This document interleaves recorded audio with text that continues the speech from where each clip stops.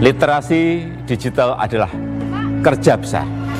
Pemerintah tidak bisa bekerja sendirian. Perlu mendapatkan dukungan seluruh komponen bangsa agar semakin banyak masyarakat yang melek digital.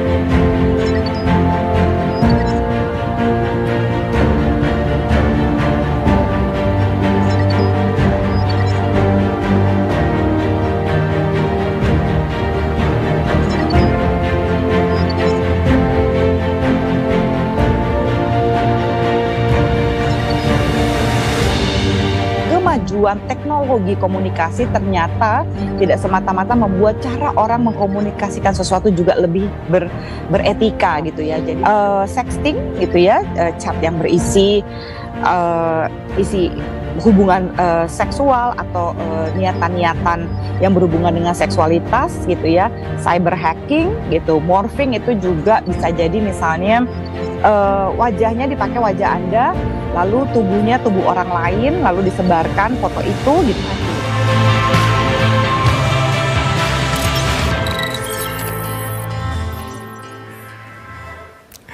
Selamat malam saudara. Pandemi yang melanda Indonesia sejak awal tahun 2020 lalu telah mengubah hal-hal fundamental mengenai pandangan serta perilaku masyarakat terhadap kondisi sosial, ekonomi, politik, dan juga budaya sebagai konsekuensi dari penerapan tata cara baru melalui pemanfaatan teknologi informasi dan komunikasi. Masyarakat dipaksa untuk adaptif terhadap penggunaan teknologi informasi dan komunikasi dalam kegiatan sehari-hari seperti kegiatan belajar mengajar di rumah, bekerja di rumah, berbelanja hingga pemeriksaan kesehatan dilakukan melalui aplikasi digital. Presiden Joko Widodo sendiri telah menetapkan percepatan transformasi digital untuk mencapai apa yang disebut dengan Digital Nation sebagai salah satu visi utama dalam masa pemerintahan saat ini. Caranya adalah melalui program peningkatan kualitas sumber daya manusia yang bertalenta digital dengan mendorong aspek literasi digital di masyarakat.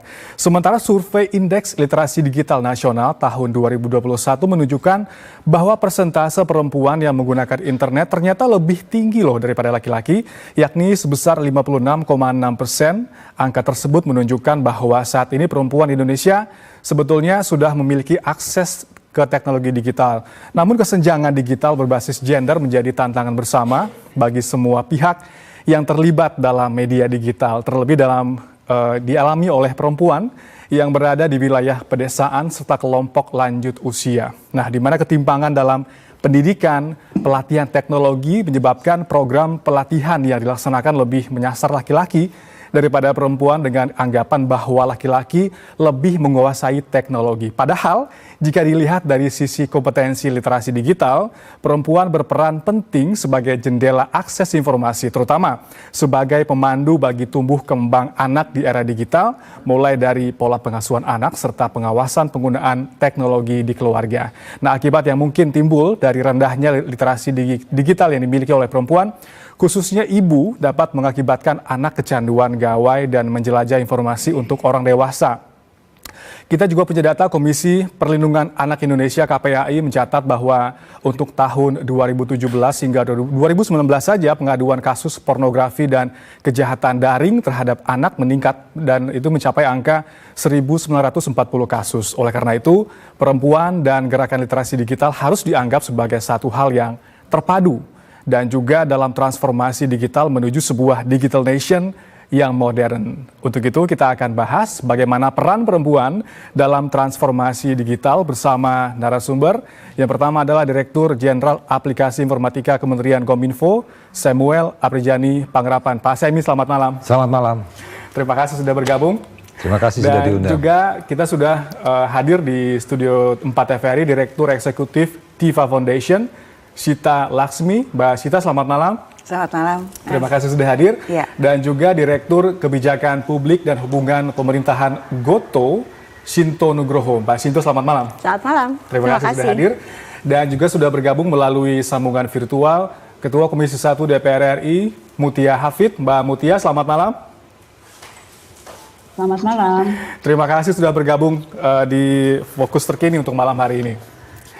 Oke, saya ingin ke Pak Semi. Pak Semi, kita bicara mengenai kebijakan di Kementerian Kominfo. Sebetulnya sebelum kita bicara mengenai keterlibatan perempuan dan peran perempuan dalam transformasi digital, seperti apa peta jalan atau roadmap transformasi digital yang sudah disiapkan oleh Kominfo hingga saat ini, Pak? Jadi semenjak kita memutuskan untuk masuk ke dalam era digital, jadi kami sudah menyusun ada 4 pilar transformasi itu. Pertama, percepatan penuntasan infrastrukturnya, infrastruktur digital. Habis itu ada 3 pilar di atasnya adalah pemerintahan digital, masyarakat digital, dan juga ekonomi digital.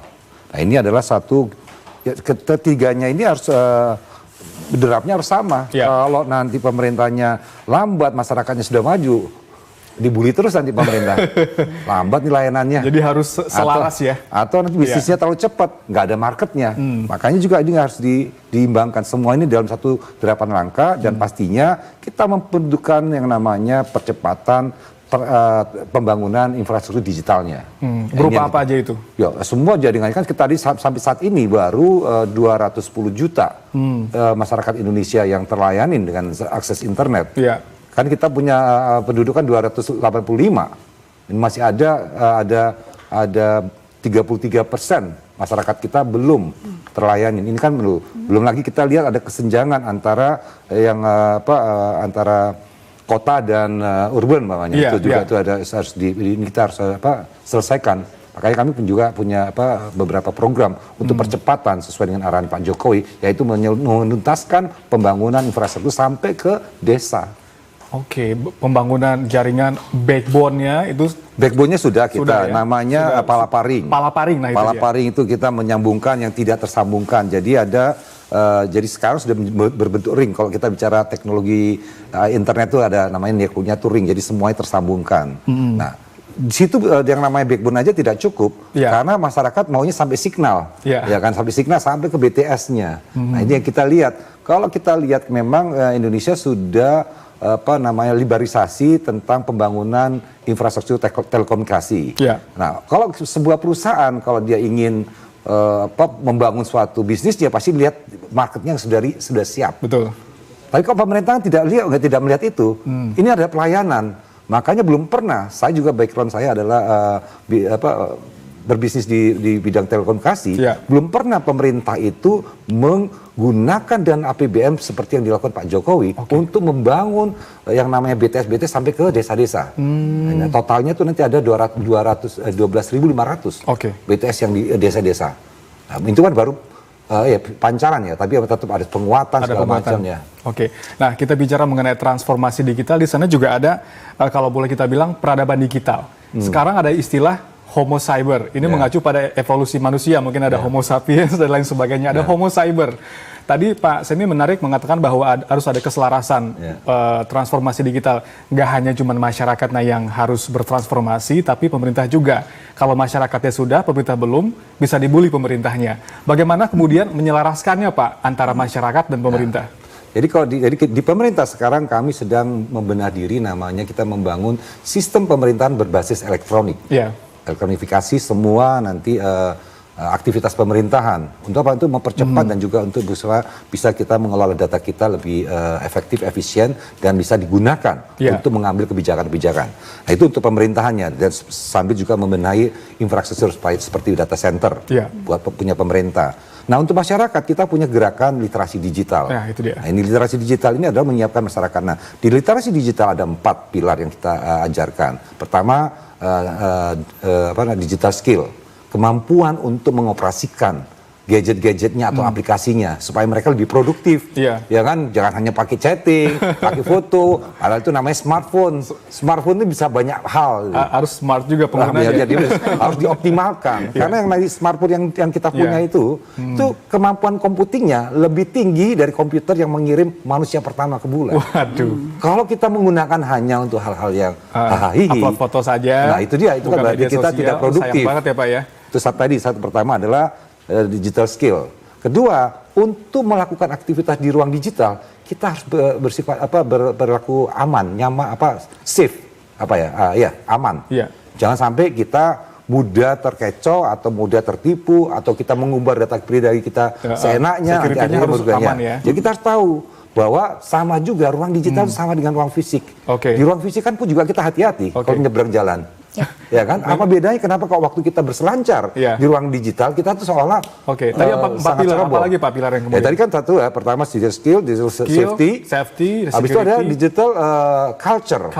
Nah, digital culture ini adalah bagaimana beradaptasi dengan adanya teknologi ini, tapi jangan sampai merubah kultur kita.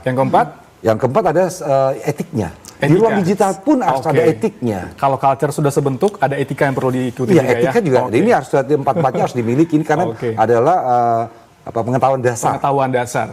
Nah, ini yang harus dimiliki oleh masyarakat digital. Homo cyber ya, kita katakan seperti itu. Saya ke Mbak Mutia. Mbak Mutia, bagaimana peran DPR dalam hal ini untuk bisa, katakanlah bisa membuat sebuah regulasi kebijakan dan juga mendukung pemerintah dalam transformasi digital? Ya, kalau fungsi DPR kan legislasi, anggaran, dan pengawasan. Ya. Dan tadi semua yang disampaikan Pak Semi, apa kabar Pak Semi? Sehat selalu, mudah-mudahan. Nah, ini yang selalu kita awasi di DPR. Jadi bagaimana pertama penggunaan internet itu tidak boleh ada kesenjangan digital. Jadi artinya tadi disampaikan menyeluruh dari Sabang sampai Merauke. Kita masih punya PR karena sekarang masih kurang lebih 71%, belum 100% interkoneksi untuk internet gitu ya. Jadi itu yang harus dikejar. Kemudian kalau dari sisi legislasi ya, tentu melahirkan beberapa undang-undang yang tentu menjadi pagernya. Jadi kalau koneksinya sudah ada, tentu masyarakat yang menggunakan internet ini harus kemudian dipageri, bukan untuk mengekang ya, tapi untuk membuat nyaman semua pengguna internet di tanah air. Nah, itulah lahir kemudian Undang-Undang ITE, kemudian lahir Undang-Undang Perlindungan Data Pribadi yang kemarin dengan pemerintah, khususnya Pak Semi, kita berjibaku, karena poin-poinnya itu ini sangat ditunggu publik. Jadi betul-betul kita bahas secara detail satu persatu sehingga memang memakan waktu yang cukup sampai akhirnya kemarin alhamdulillah sudah disahkan dan sudah diundangkan oleh Presiden. Nah, yang kami dorong sekarang juga agar undang-undang yang sudah lahir ini kemudian langsung dibuatkan turunan-turunan peraturan pemerintahnya supaya kemudian bisa langsung dilaksanakan gitu. Sehingga aturan lebih detail yang mengatur banyak hal yang lebih teknis begitu ya Mbak Mutia. Yang menarik tadi dikatakan undang-undang kan masih umum, jadi harus kemudian diikuti oleh peraturan turunannya.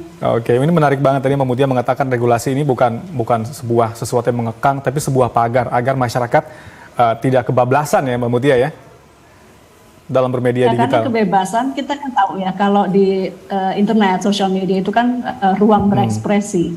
Tapi kita tahu juga bahwa ketika kita ingin bebas, kebebasan itu juga harus menghormati kebebasan orang lain. Nah, ini yang perlu dipahami, makanya literasi digital tadi disampaikan oleh Presiden juga menjadi amat sangat penting, karena orang harus tahu bagaimana memanfaatkan internet, bukan dimanfaatkan internet.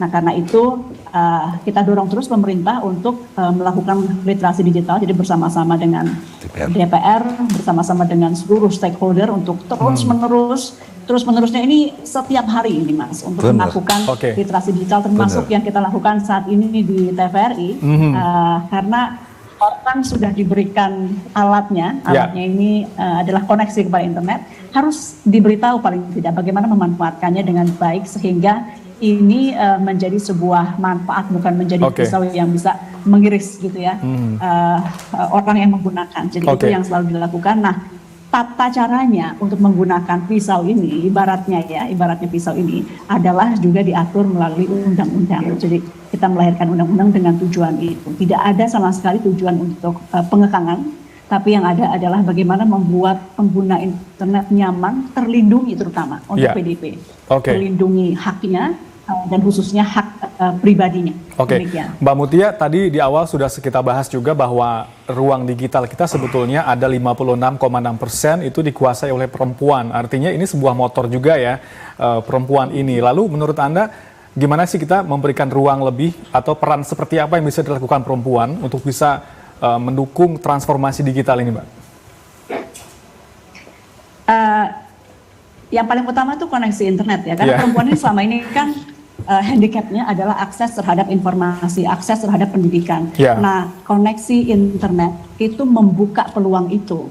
Dan ketika peluang itu dibuka, saya optimis, nggak usah didorong-dorong lagi, perempuan bisa memanfaatkan ini untuk mengupgrade dirinya, memperkaya ilmu dan lain-lain. Kemudian kita tahu kan juga kan ada ekonomi ya. Kita lihat kalau UMKM digital itu lebih banyak diisi oleh perempuan-perempuan. Jadi itu menjadi sangat penting. Nah kalau orang bertanya, karena banyak yang tanya nih, undang-undang perlindungan data pribadi dampak terhadap perempuannya seperti apa? Ya karena pengguna internet sebagian perempuan, dan memang kita dorong misalnya UMKM digital ini diisi oleh perempuan karena memang UMKM non digitalnya juga lebih banyak perempuan. Nah tentu perempuan akhirnya menjadi dilindungi juga. Karena kita di undang-undang kan kita nggak bisa pilih bahwa ini hanya untuk melindungi gender tertentu. Tapi dengan kita tahu bahwa pengguna internet lebih banyak perempuan, dengan kita tahu bahwa UMKM digital lebih banyak diisi oleh perempuan, dengan kita tahu bahwa kejahatan-kejahatan seksual atau kejahatan-kejahatan misalnya pornografi itu lebih banyak dampaknya terhadap perempuan, maka kita bisa menarik kesimpulan bahwa undang-undang ini dapat melindungi perempuan dengan lebih ekstra. Oke, saya beralih ke Mbak Sita. Kita melihat saat ini bahwa transformasi digital ini harus diikuti dengan kecakapan oleh para homo cybernya itu tadi ya. Tapi kita lihat ada ketimbangan berbasis gender nih dalam ruang digital. Perlukah kita kemudian meminimalisasi ketimpangan berbasis gender ini sehingga muncul yang kita sebut sebagai kesetaraan dalam dunia digital? Iya, sebenarnya yang terjadi di digital itu juga merefleksikan yang offline, yang offline merefleksikan yang digital. Dan di Indonesia itu kalau boleh kita bilang bahwa gender inequality index atau indeks ketidaksetaraan gendernya itu sebenarnya paling tinggi se-ASEAN. Oh ya? Iya, paling Indonesia? tinggi. Indonesia paling tinggi se-ASEAN. Jadi kita masih banyak PR-nya. Yang kedua, benar bahwa misalnya akses internet itu sudah ada, tapi kita juga perlu tahu bahwa perlu lebih dari sekedar akses untuk perempuan bisa setara digital. Data BPS misalnya tahun 2018 juga menyebutkan sebenarnya masih ada gender pay gap antara laki-laki dengan perempuan yang cukup signifikan. Jadi ada banyak hal yang perlu dilakukan terkait hal itu. Dan saya rasa bagaimana caranya untuk menyetarakan antara laki-laki dan perempuan itu ya seperti yang tadi Pak Semi sudah sebutkan ya. Jadi memang ada literasi digital. Biasanya kalau dalam dunia masyarakat sipil kalau kita mau mengklasifikasikan bagaimana sih sebenarnya untuk menutup gap itu dibagi jadi 3 hal. Yang pertama itu terkait dengan akses gitu ya, akses baik infrastruktur ataupun alat ke teleponnya, karena banyak riset dikatakan bahwa perempuan tuh kadang-kadang dapat aksesnya juga ke handphone yang lebih murah. Perempuan juga jauh lebih irit sehingga kadang-kadang pemilihan datanya juga lebih sedikit gitu ya. Di beberapa negara mungkin bukan di Indonesia, tapi pilihan SIM cardnya juga lebih murah gitu. Jadi itu mempengaruhi bagaimana dia berinteraksi di internet. Jadi udah ada jaringannya, tapi bagaimana dia memilihnya itu juga menjadi masalah. Atau akses dia lebih sedikit daripada laki-laki. Jadi mungkin ada satu handphone dibagi-bagi lebih banyak laki-laki yang menggunakannya. Tapi untuk akses apakah perempuan sebetulnya mungkin secara umum nggak juga ya, tapi mungkin ada lebih banyak ibu rumah tangga yang aksesnya waktunya lebih banyak untuk berselancar di ruang digital? Iya, mungkin lebih banyak, tapi mungkin tidak dicukupi oleh yang kedua tadi, yang literasi digital dan juga keamanan digital. Jadi ada tiga hal nih kalau kita mau lihat. Jadi, nah kalau mau ibu-ibu atau mau perempuan lebih bisa akses dengan baik, tentu saja harus ada kapasitas yang dinaikkan. Jadi ada digital skills, ada digital ethics gitu ya, dan skillsnya itu pun tidak hanya sekedar akses, tapi juga memanfaatkan act upon it, jadi memanfaatkan lebih baik dari yang sudah ada. Nanti saya akan ke Mbak Sinto, kabarnya pemerintah juga menggait GoTo dalam mempercepat proses transformasi digital. Seperti apa kerjasama yang dilakukan? Kita akan bahas nanti. Kami akan kembali usai jeda berikut ini.